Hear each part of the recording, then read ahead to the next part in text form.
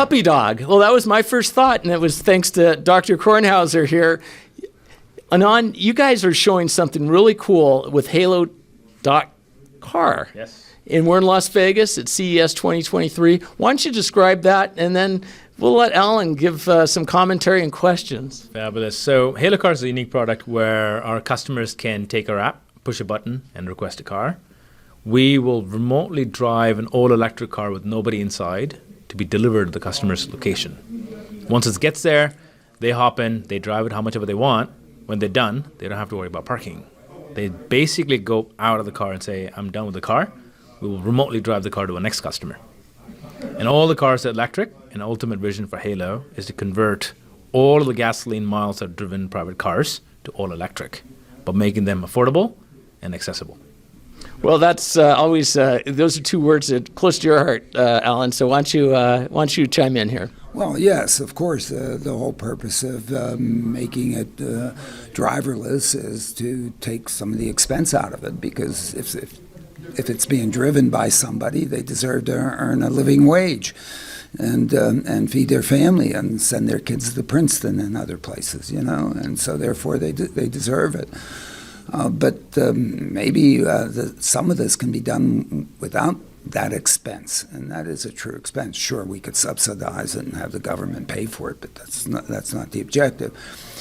I think what's interesting about what Halo's doing is they're focusing on what I call, or what I call, a lot of people call the empty vehicle management problem. Okay, there's me or us getting from A to B, but if the vehicle needs to get to us, and then when we're done with it, the vehicle needs to go to the next customer. And if you look at it, the job of a bus driver, the bus driver's job is to get the bus to the bus stop, and then get the bus from the bus stop, to the next one, not necessarily, moving people. And so here, with respect to now sharing a vehicle, the sharing of a vehicle, just like the sharing of a bicycle or the sharing of a scooter, what are cities so upset about scooters? Why do they end up being strewn all over the darn place where people are done with them and they just drop them?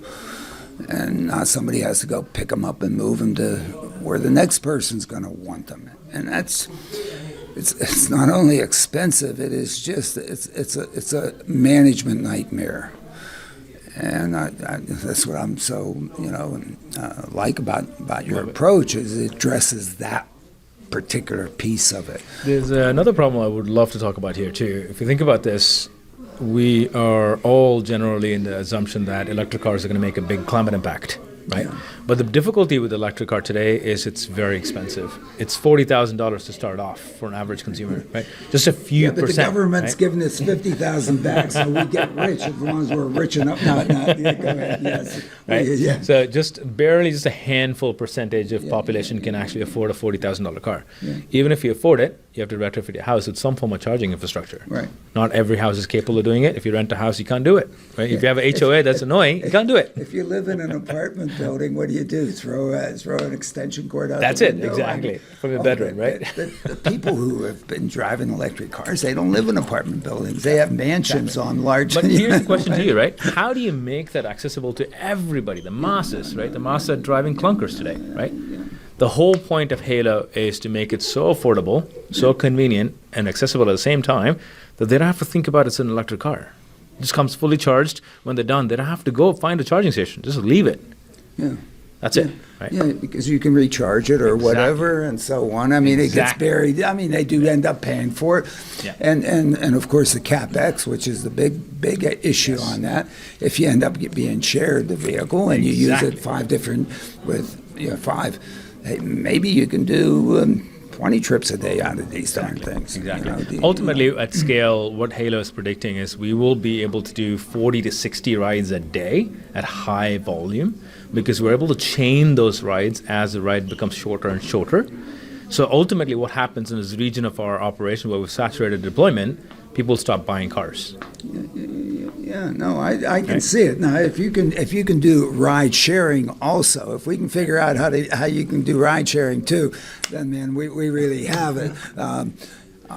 Yes, the number of 40 turns a day is a reasonable Exactly. one. Okay, what we're talking about with respect to, fully driverless that move people around Yep. and so on, we're talking about productivities with ride sharing that look like 100 rides, person trips a day Yep. out of a vehicle. Yep. You get that kind of productivity, almost doesn't matter what the car costs because Exactly. you depreciate it and distribute it over so many trips that And it's great for us because now our break even for the capex is significantly fast. Yeah. It's great for the cities because it's lesser parking lots that are needed in downtown, which can be converted to more affordable housing, better storefronts, whatnot, right? parks and everything Exactly, else, exactly. right? The utopian Yes, vision comes together. Yeah, you know. Yes, of course. That's what and ultimately what we're also saying is we don't have to ultimately solve all of autonomy.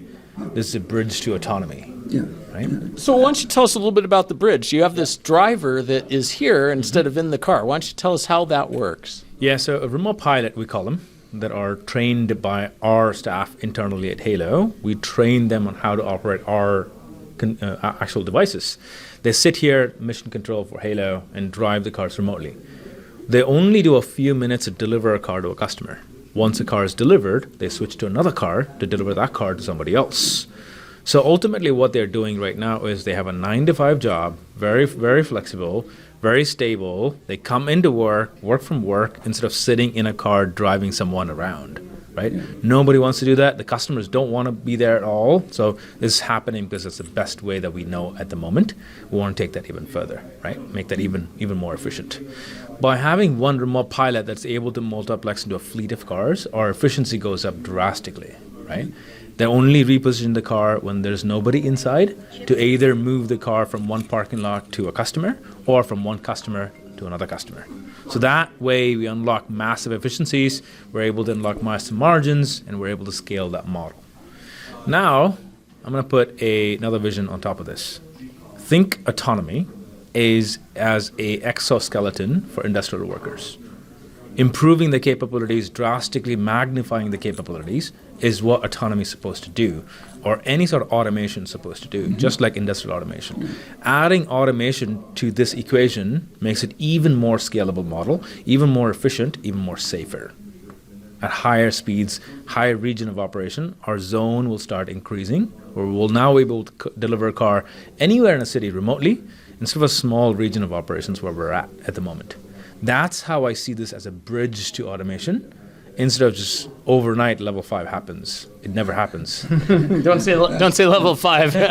Don't say level 5. Never. I mean, it's ridiculous. Okay, it's just ridiculous. Yeah, it's very interesting. I think what I think you have, of course, the opportunity is you have the opportunity to be able to deliver a valuable product and build a business around it and have some profits, revenue associated with it, and if it gets better and better, such that you can also give rides, you'll also give rides. Yep. But to me, the way that you're moving along that is that there's a revenue and a business opportunity and a real value opportunity in terms of shared use of the asset. Yep. Okay. A couple of things also would love to mention. One is, like, say, an investor's perspective, right? People who have put so much money into autonomous cars have never seen the reward back. It's because autonomous cars are so difficult to solve. The technology is so difficult to solve, right? It's still out there. Yes. Exactly. And what we're saying is we can still get to the utopian future, but while making a profitable company in the venture, right? And it's also great for regulators because regulators always had a hard time understanding how autonomous cars are going to work. Yeah. In this case, it's just a human that is driving it, right? Right. And all they have to see is the network connectivity problem. If we solve that, a human can drive the car, which is we already know that. Yeah. That is exactly what we're doing here. Yeah, and there are places, I think, where you can actually start even a little bit earlier.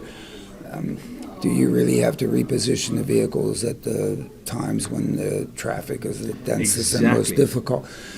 Between midnight and 5 a.m., there's nobody out there, and you can do it almost, you can do it almost trivially. 100%. And so therefore, and you're not, in giving somebody a ride, the biggest pain in the butt is the person you're giving the ride to. Now they have to feel comfortable and relax and whatever, and so on.